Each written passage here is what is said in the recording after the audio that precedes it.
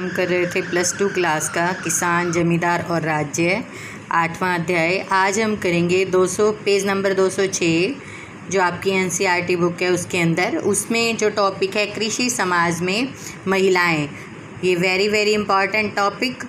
और इसके अंदर हम करेंगे कि उस समय जो समाज था, जो कृषि की जाती थी, तो उसमें महिलाओं की जो स्थिति थी वो कैसी थी। तो उस समय की जो महिलाएं थी वो जैसे ख़ास तरह की भूमिका जो है वो अदा करती थी, और जैसे जो मर्द होते थे उनके साथ कंधे से कंधा मिला करके खेतों में काम करती थी। मर्द जो होते थे यानी कि आदमी जो होते थे वो खेत को जोतते थे, हल चलाते थे, और महिलाएं जो होती थी वो बुआई करती थी, निराई करती थी, साथ साथ ही कटाई करती थी। जैसे जब फसल कट जाती, जैसे पक जाती थी तो उसकी कटाई करती थी, और दाना निकालने का काम भी वो मर्दों के साथ ही करती थी। और जैसे घर के जो कार्य होते थे तो वो भी जो है अपने घर के कार्यों को भी वो साथ साथ करती रहती थी। और जैसे उस समय के दौरान अगर हम देखें तो जैसे जो राजसुला महिलाएं होती थी वो हल को और कुम्हार के चाक को नहीं छू पाती थी। और बंगाल के अंदर जैसे जब महिलाएं जो होती थी वो जैसे जब उनको मासिक धर्म होता था तो वो महिलाएं पान के बाग में जो है वो नहीं जाती थी। क्यों नहीं जाती थी? क्योंकि पान जो होता है वो पूजा के समय प्रयोग किया जाता है और उसको पवित्र माना जाता था, तो इसीलिए वो नहीं जाती थी। और सूत काटने, बर्तन बनाने में, मिट्टी को साफ़ करने में, गूंथने में, कपड़ों पर कढ़ाई करने जैसे जो भी कार्य होते थे वो सब कार्य ये महिलाएं ही जो होती थी वही करती थी। और जैसे महिलाओं को बहुत महत्वपूर्ण समझा जाता था, क्योंकि महिलाएं जो होती थी वो जैसे बच्चे जैसे पैदा करती थी, और उनमें ये इसी काबिलियत की वजह से ही उनको महत्वपूर्ण जो है वो समझा जाता था। और जैसे वो बार बार जैसे माँ बनती थी तो वो कुपोषण का शिकार भी हो जाती थी, और उसके कारण उनकी कई बार मौत भी हो जाती थी। तो जैसे जो ग्रामीण संप्रदायों में शादियाँ होती थी तो दुल्हन की कीमत भी अदा की जाती थी, न कि उस समय दहेज दिया जाता था। और तलाकशुदा जो महिलाएं होती थी उनको भी, और जो विधवा महिलाएं होती थी उनको भी कानून बना हुआ था, यानी कि वे भी शादी दोबारा से कर सकती थी।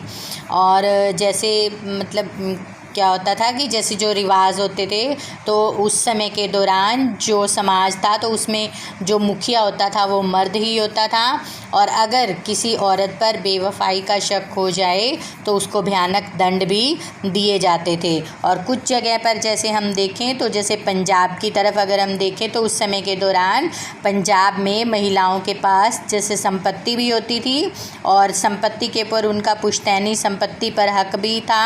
और पंजाब के अंदर ऐसे उदाहरण भी मिलते हैं कि जहाँ पर जैसे जो उनके पास संपत्ति होती थी वो उसको बेच भी सकती थी और अन्य संपत्ति को खरीद भी सकती थी।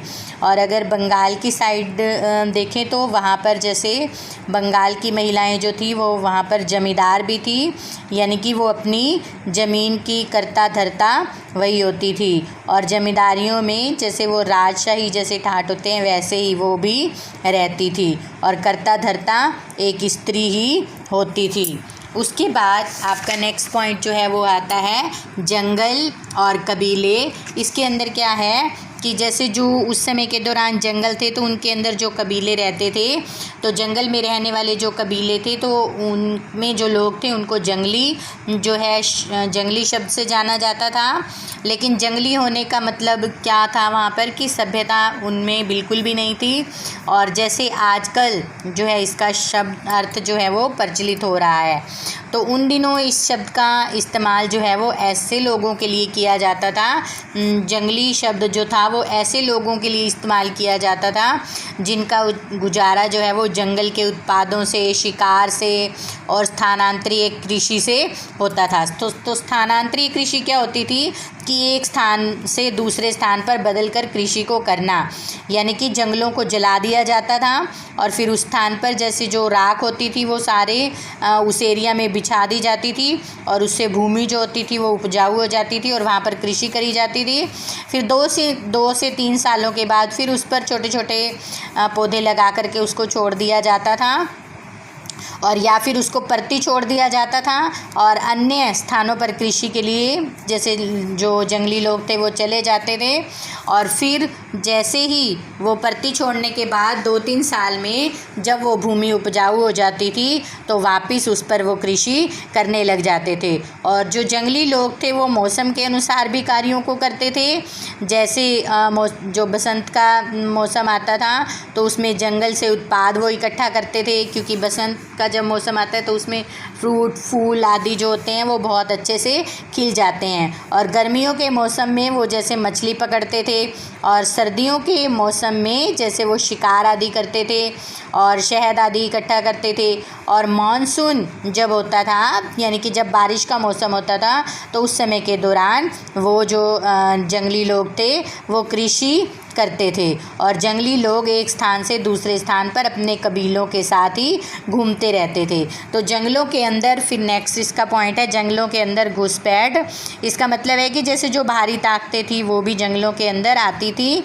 तो जैसे राज्य को सेना के लिए हाथियों की ज़रूरत होती थी तो वो जंगल वासियों से ही ये पेशकश करते थे और फिर जंगलवासी ही उनको हाथी आदि देते थे। और जैसे जो उस समय के दौरान जो राजा होता था, जो शासक होता था, शासन करने वाला, तो वो भी जैसे कोने कोने का दौरा करता था, यानी कि जंगल में जाता था और उनकी समस्याओं को शिकायतों को जो है वो व्यक्तिगत तौर पर सुनता था।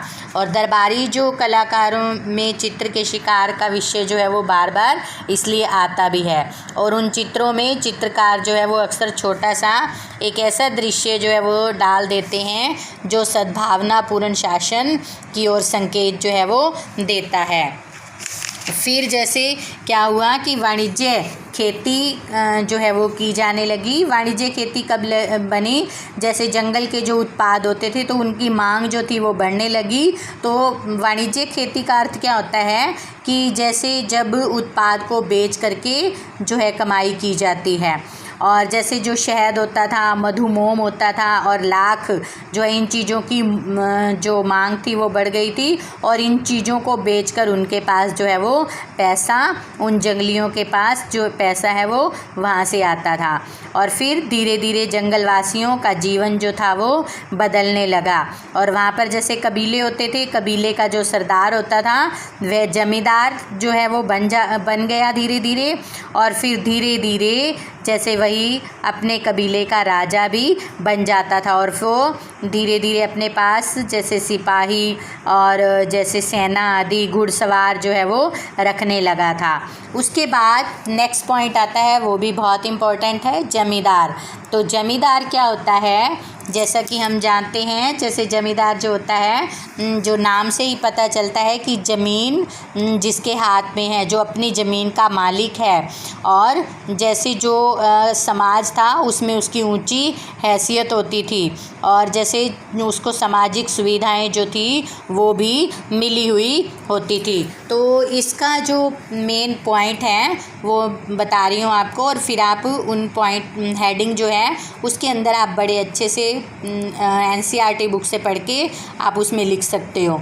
खेती से आय प्राप्त करना, यानी कि जो जमींदार होते थे वो खेती से आय प्राप्त करते थे, यानी कि वो मालिक होते थे और उनके आगे मजदूर जो है वो कार्यों को करते थे। और फसल आदि जो होती थी उसको बेचने का अधिकार जो होता था वो जमींदार के पास ही होता था।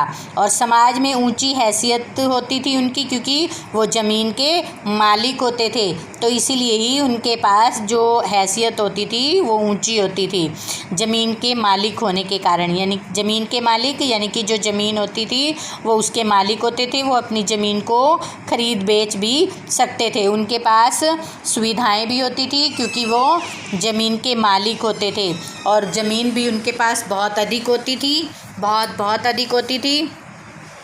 और वो अपनी ज़मीन को बेचने का भी अधिकार रखते थे या गिरवी रखने का भी अधिकार जो है वो रखते थे। और राज्य का मतलब यहाँ है जैसे जो हमारे 29 राज्य हैं ऐसा नहीं, यहाँ पर राज्य का मतलब शासन से है।